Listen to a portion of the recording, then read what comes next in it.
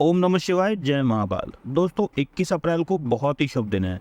इस दिन भोलेनाथ का सबसे प्रिय रवि प्रदोष का दिन भी है और साथ ही यह चैत्र महीने का अंतिम रविवार भी है। तो अगर आपके घर में धन संपदा की कमी है, माता लक्ष्मी रूठ गई हैं, कहीं से भी धन नहीं आ रहा है, कर्ज लेने की नौबत आ गई है, तो इस रविवार को यह उपाय जरूर करें। इस वीडियो में मैं पूज्य गुरु जी द्वारा कथा में बताए गए 3 बहुत ही सुंदर उपाय आपको बताऊंगा। साथ ही अगर आपके घर में छोटे बच्चे हैं तो इस वीडियो को बिल्कुल भी स्किप ना करें और सभी उपायों को सही से और पूरा समझने के लिए वीडियो को एंड तक जरूर देखें। इस उपाय में आपको भगवान सूर्य को मिर्ची चढ़ानी है। ठीक है, तो कैसे करना है, क्या करना है, सब जानेंगे इस वीडियो में। इसलिए अभी जल्दी से जाके इस वीडियो को लाइक कर दीजिए और साथ में बेल आइकन को भी प्रेस कर दीजिए ताकि ऐसी और अच्छी वाली वीडियोज आपको मिलती रहे। साथ ही अगर पहली बार चैनल पर आए हैं तो प्लीज हमारे चैनल द बेल पत्र को सब्सक्राइब जरूर करें। देखो, रविवार के दिन इस उपाय को करने के लिए आपको सबसे पहले लेना है एक कलश और उसमें अपने घर का साफ जल भर लेना है। अब जैसा कि आपको स्क्रीन पर दिख रहा है गुड़, ठीक है, तो आपको भी ऐसे ही गुड़ का एक छोटा सा टुकड़ा लेना है और उसे एक कलश में डाल लेना है। अब आपको लेने हैं चावल, एक चुटकी चावल के दाने लेने हैं आपको। अब इन चावल के दानों को भी आपको कलश में डाल लेना है। ठीक है, अब इसके बाद आपको लेना है कोई सा भी एक लाल रंग का फूल। आपके पास जो लाल रंग का फूल हो आप उसे ले सकते हैं और इस फूल को भी आपको कलश में डाल लेना है। अब इसके बाद लेने हैं आपको लाल मिर्च के 11 दाने। आपको साबुत लाल मिर्च लेनी है और उसमें से 11 दाने निकालकर इस कलश में डाल लेने हैं।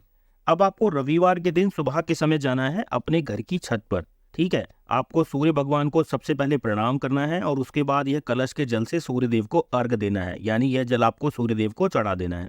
इस उपाय में जल चढ़ाने का एक नियम है, तरीका है। तो क्या तरीका बताया गुरुजी ने, अब वो ध्यान से समझो।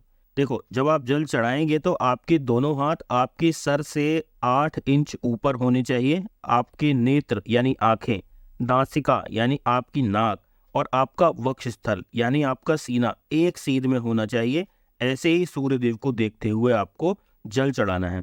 एक बात और मैं यहाँ आपको बताना चाहता हूँ कि कई लोग ऐसा कहते हैं कि जब सूर्य भगवान को जल चढ़ाया जाता है तो उस जल की छींटें हमारे शरीर पर नहीं पड़ने चाहिए, हमारे पैरों पर नहीं पड़ने चाहिए, इससे हमें दोष लगता है। तो ऐसा कोई नियम नहीं है। जब हम सूर्यदेव को जल चढ़ाते हैं तो वो जल स्वतः ही शुद्ध हो जाता है और अगर शुद्ध जल हमारे शरीर पर कहीं भी पड़े तो उससे हमें क्या परेशानी हो सकती है। तो आपको ऐसे किसी भी व्यक्ति की बात नहीं सुननी है और आनंद के साथ सूर्यदेव को जल समर्पित करना है। यकीन मानिए, जो व्यक्ति इस प्रकार से रविवार के दिन सूर्यदेव को जल चढ़ाता है तो अगले रविवार तक उसके घर में धन आने के मार्ग खुल जाते हैं। तो हो सके तो रोज भगवान सूर्य पर जल चढ़ाएं। अगर रोज नहीं चढ़ा सकते तो इस प्रकार से कम रविवार को तो जरूर करना शुरू करें। ठीक है, तो ये हो गया पहला उपाय। अब समझते हैं दूसरे उपाय के बारे में। देखो, ये उपाय उन सभी माँ बाप के लिए है जिनके घर में छोटे बच्चे हैं। कई बच्चे रात में सोते समय बिस्तर पर पेशाब कर देते हैं या कई बच्चे रात में चौंक जाते हैं। अगर बच्चे को रात में नींद नहीं आती, सोने में परेशानी होती है या जिन बच्चों को रात में डर लगता हो, खराब डरावने सपने आते हो, तो आपको यह छोटा सा उपाय अपने बच्चे के लिए करना है। तो इस उपाय को करने के लिए जैसा कि आपको स्क्रीन पर दिख रहा है, आटे का चौमुखी दिया।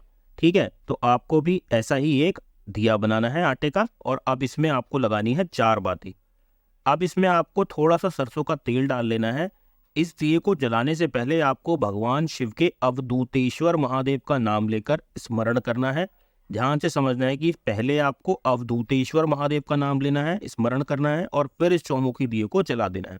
अब जो बच्चा रात में सोते समय पेशाब कर देता है या ठीक से सो नहीं पाता या जिसे रात में डरावने सपने आते हैं, उसके हाथ से इस दीपक का स्पर्श करवा कर आपको इस दीपक को पीपल के वृक्ष के नीचे या अगर आपके घर के आसपास पीपल का पेड़ नहीं है तो किसी भी वृक्ष के नीचे, किसी भी पेड़ के नीचे रात्रि के समय रखवा देना है। बस इतना काम करके देखिए। अगर आपके घर में कोई ऐसा बच्चा है जो रात में बिस्तर पीला कर देता है, पेशाब कर देता है, ठीक से सो नहीं पाता या जिसे रात में डरावने सपने आते हैं, बार बार चौंक जाता है, तो भोलेनाथ के अवधूतेश्वर महादेव स्वरूप का ध्यान करके आपको यह उपाय करना है। इसके अलावा जिस किसी भी व्यक्ति को रात में नींद नहीं आती, रात भर करवटें बदलते रहते हो लेकिन नींद नहीं आती, तो भगवान शिव की 5 बेटियों का नाम लेकर जल का आचमन कर लेना है। आपको अपने सोने के स्थान पर, जमीन पर या पलंग पर, जहां पर भी आप सोते हैं वहां पर आपको बैठ जाना है।